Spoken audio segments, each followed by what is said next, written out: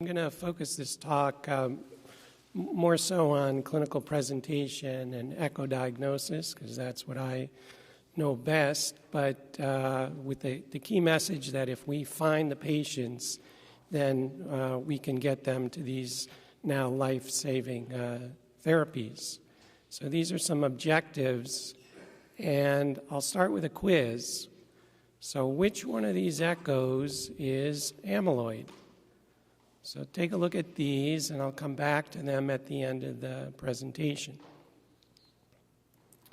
So by way of background, there are two types of cardiac amyloids that make up the majority of cases. The AL immunoglobulin that comes from the bone marrow, ATTR transthyretin, it's either wild type or mutant that comes from the liver. And these are proteins that misfold, they reaggregate as amyloid particles, and then they infiltrate into the extracellular spaces of the heart. And we've learned a lot about the non-cardiac clues, the red flag signs of amyloid, these more specifically for ATTR, including carpal tunnel, spinal stenosis, ruptured biceps tendon, trigger finger, just to name a few. But we've also learned about the many cardiac presentations, and I'm going to highlight just three of these. So the first is aortic stenosis. So two studies, an elderly cohort of patients with severe AS, and then a pre-TAVR group of patients with severe AS. And when tested, 16% of these patients had cardiac amyloidosis.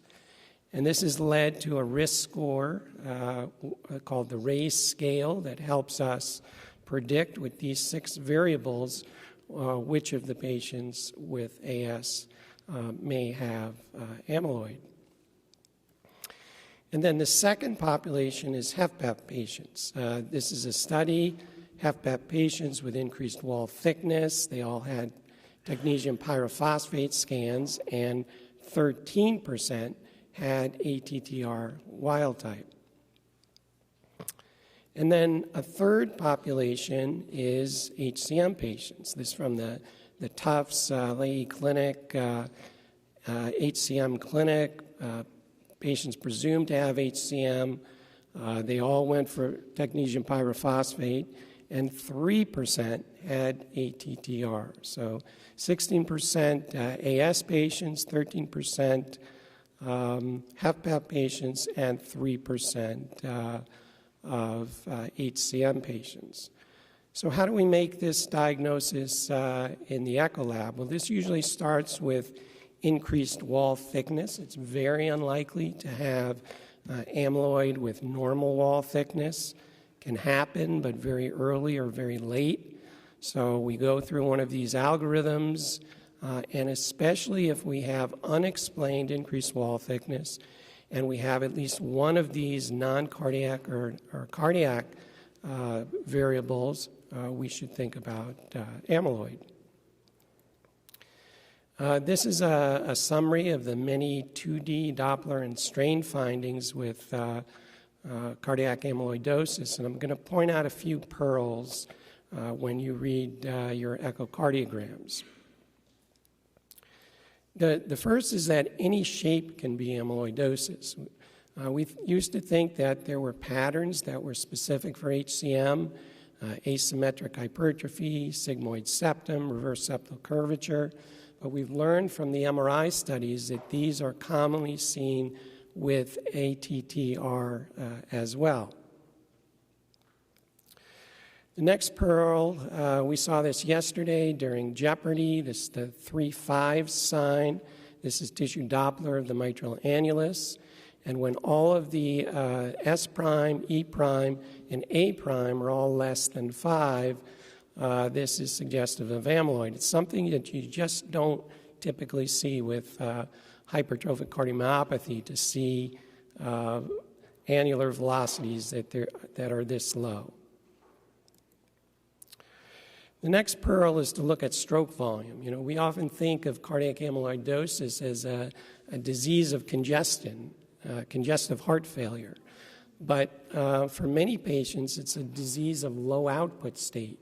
And so if you see a low stroke volume index, a low VTI, and especially with an abnormal diastology, increased wall thickness, think about amyloidosis. And then the final pearl is SAM of the mitral valve. We often think of SAM as pathognomonic of hypertrophic cardiomyopathy, but in fact, SAM can occur with many disorders and was described with AL amyloid going back to the 1980s. And still, at the Cleveland Clinic, a series of over 2,000 myectomies, and we can see that by histopathology, 1% of patients had cardiac amyloidosis. But still, we rely heavily on strain, and most of us are familiar with the apical sparing pattern. But I want to point out that this pattern won't always be obvious visually, so you should know how to calculate the relapse score. This is just taking the average apical longitudinal strain dividing by the average base plus mid-longitudinal strain, and if this is 1 or greater, it is consistent with amyloid. There are other strain parameters. This one, the EF to strain ratio, particularly in this challenging subgroup with lesser degrees of wall thickness. An EF to strain rate ratio greater than 4.1 actually did better than the apical sparing, the relapse score, in predicting amyloid. And then one more is to look at just the septal apex to base ratio. And if this is greater than 2.9, it's consistent with amyloid, usually lower than 2.9, more consistent with HCM or hypertensive heart disease. And it's not just the LV. This is a paper from Dr. Klein, but we know that LA strain is abnormal with amyloid patients, reservoir as well as contractile strain, and it's also a very strong predictor of thromboembolic events and mortality. And there's also RV apical strain. RV apical strain in amyloid patients is reduced. There is an apex to base ratio, similar to what you see with the LV, and at least in this one study, the apex to base ratio actually was more specific for AL, not typically seen with ATTR amyloid.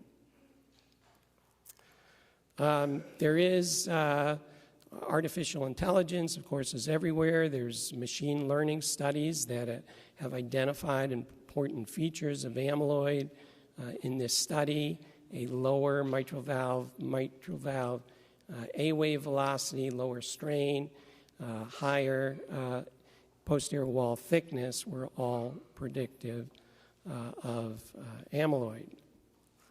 But until artificial intelligence is prime time in the Echo Lab, we still have a lot of intelligent cardiologists. And just by virtue of mentioning in your report that the findings could be consistent with cardiac amyloid, rather than just saying there's severely increased LV wall thickness, and the downstream testing is almost tenfold greater, likely leading to more diagnosis. So finally, just a few words about treatment. And treating cardiac amyloidosis is not like treating most other forms of HFpEF or HFrEF.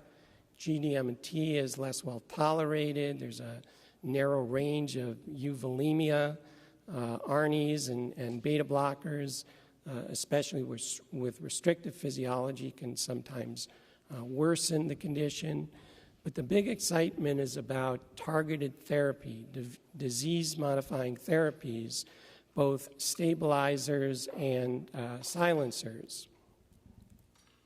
And the landmark study that looked at TTR stabilizers, the ATTRACT study with tafamidis, showing a mortality benefit for those that took tafamidis, though the curves separate at 18 months. Number needed to treat only 7.5.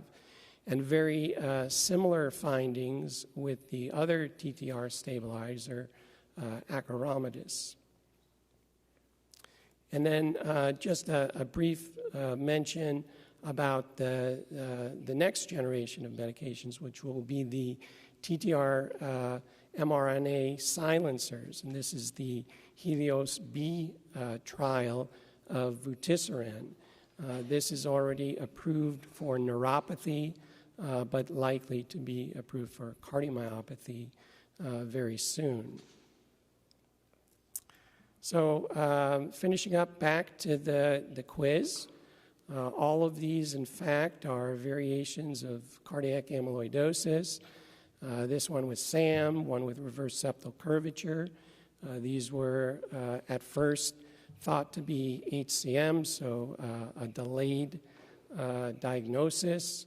The strain pattern you see here, visually uncertain whether this was apical sparing, but you put this into the relapse score and it comes out to 1, consistent with amyloid. And just to highlight that not all amyloid is restrictive filling patterns. You can often pick up earlier stages of disease. So I'll end by saying what once were zebras are now just horses in plain sight for any cardiologist to see, and early diagnosis may save lives. Thank you.